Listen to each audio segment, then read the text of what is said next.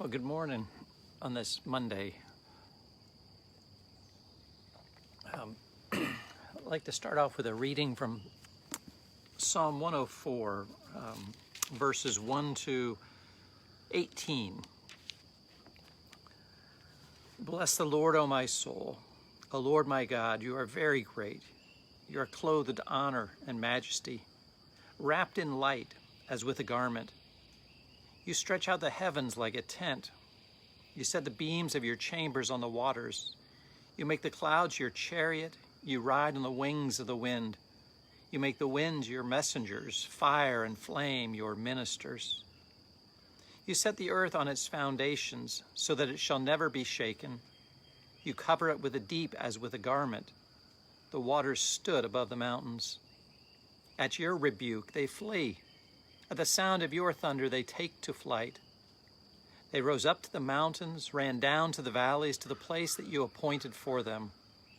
You set a boundary that they may not pass, so they may not again cover the earth. You make springs gush forth in the valleys. They flow between the hills, giving drink to every wild animal. The wild asses quench their thirst. By the streams the birds of the air have their habitation. They sing among the branches. From your lofty abode you water the mountains. The earth is satisfied with the fruit of your work. You cause the grass to grow for the cattle, and plants for people to use, to bring forth food from the earth, and wine to gladden the human heart, oil to make the face shine, and bread to strengthen the human heart. The trees of the Lord are watered abundantly, the cedars of Lebanon that he planted. In them the birds build their nests.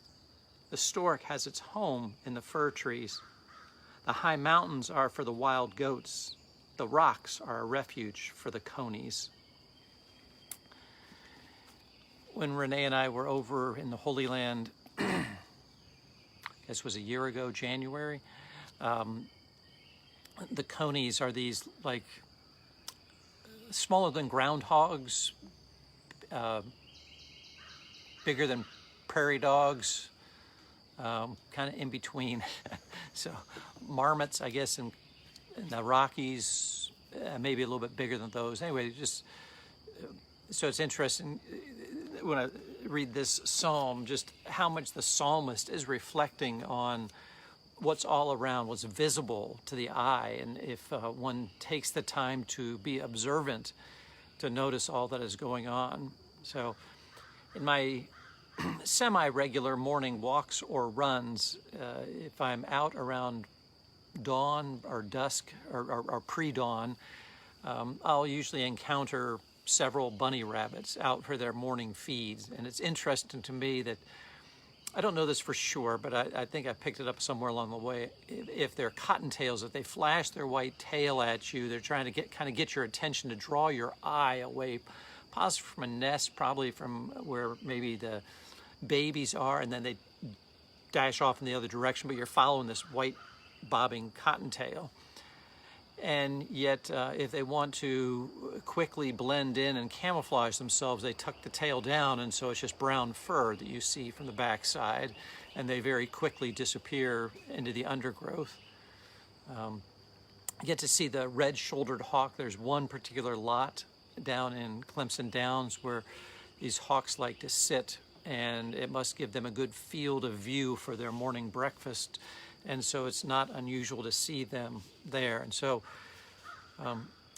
Renee and I were watching a show these last few days called Alone, which is 10 people go out into the wilderness, and they're tasked with survival, and whoever lasts the longest wins.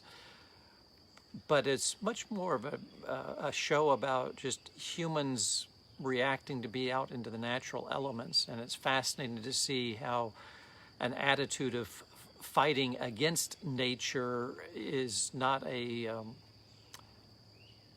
good attitude to have, trying to roll with nature. And so they're by the ocean, and so you say, hey, tide's going to come in and tide's going to come out, and no matter how much you scream and shout and stomp your feet, you better learn to live with the tides, or it's going to be a very frustrating experience. So those are kind of just ways that I look around, and I look at the garden, I look at just when I'm doing things, and try to pay closer attention, maybe regain that childlike spirit of just how kids can be fascinated by ants marching and noticing an ant carrying something that appears to be many times their body weight. I know that a couple of the kids really enjoy with their parents setting up bug nets or at night to catch bugs and explore that dynamic. So it's just a wonderful, marvelous world or universes that God has created for us to enjoy. A couple of recent events here, for the longest time, and I don't know where we stand county-wise, but at one point in time, both Oconee and Pickens County, out of 50 plus counties in the state, were in the top 5 for least infected. And we've lived in that bubble for quite a long time. My sister in New Jersey, they were getting hammered, back in March. Well, our numbers are starting to really show discouraging trends. It kind of culminates with people being tired of being under, self-isolation, self-quarantine. But last Sunday, so these are the numbers between June 14th and June 21st. So a week ago, Oconee County had 81 cases. Now we have 136 cases, for a growth of 55 cases in the week, or an increase of 68%. And here in Pickens County, we went from 296 cases a week ago to 499 cases, or a growth of 203, or a growth of 69%. So I guess I want to give thanks to those who continue to practice really safe behaviors. Our prayers continue to be with those who have no choice but to be out in public. I was talking with somebody on Saturday who works in retail, and if you wanted to keep your job or certainly your insurance, you needed to go to work. So even though employees may be wearing masks to help protect customers, anytime that we are a customer, please do wear a mask out of courtesy and respect for our neighbors. I mean, they're faced with whoever walks in their door all day long. So if one might think, it's not worth grabbing it out of the car, I'm just going to be in and out, just recognize you might be coming in contact with somebody who has to be in contact with hundreds of people during the day, and anything that we can do to minimize their potential exposure.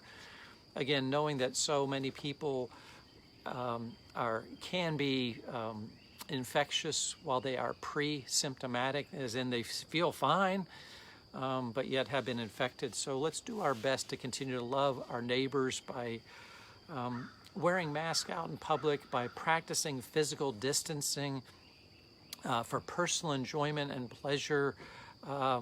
Try to have those events either with your quarantine group that you know is safe, or if you do venture out to if you are going to greet people, meet people, do it on an outdoor deck, physically distanced, wind moving, so it does a better job.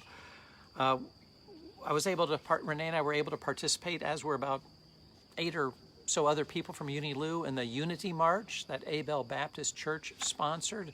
We marched from Gold's Gym up to Abel Baptist, and culminated with laying a flower on the grave of Willie Earl, who was a lynching victim here in South Carolina. Appreciate Deacon Henry Young from Abel Baptist reaching out to so many people. There were about 3 or 4 city council members there. There were clergy from maybe half a dozen congregations and people from those congregations that were there. Had a wonderful speaker, although I can't remember his name, from Clemson University, one of the professors there, talking about some of his experiences growing up, and how, again, as a community, how we would like to be. Clemson police officers escorted us, so they provided safety, so we weren't tucked into a small sidewalk, but actually had the full lane on I-90 or Highway 93. And a couple of the police officers were able to share words at the gathering. So again, on this Unity March, it was a good sign of saying we're against the police violence that we've seen across the country, just the ongoing history of racism, and to stand together to say we'd like a community that reflects all people and love and care and concern for all. I guess my last observation is that when training for marathons, it is a long haul, a minimum of 16-week training. And then for the actual run, Coach Julia Lucas, coach out west, I picked up a paraphrase on this. The marathon's 26.2 miles long. They say run the first 10 miles with your head, run the next 10 miles with your training or with your legs, and the last 10 kilometers, 6.2 miles, with your heart. I still feel like we're in this coronavirus segment of the first 10 miles. We've got to be running this race with our heads. We've got to be listening to the best science. And just because someone comes out with a study that says, oh, face masks really don't do things, please pay attention to the 20 or so studies that say, yes, they do something. They protect our neighbor. If you doubt this, next time you have to sneeze, go into your bathroom, stand in front of your mirror. Don't cover your mouth. Don't do anything. Just sneeze onto your mirror. Then clean up after that. And the second time you have to sneeze, put on a face mask. Go to that same mirror. Do the same things. Now with a face mask, I guarantee you your mirror will look a whole lot cleaner. So recognize we're still in this long haul. Please use your head right now.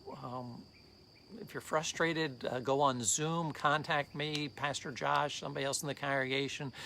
Voice your frustrations, get some fresh air, get out from under fluorescent lights, breathe in some fresh air, take a walk. 15-minute walk in the morning and the evening does wonders for your whole body as well as physical health and attitude. So enough preaching for this morning. Let me close with a word of prayer.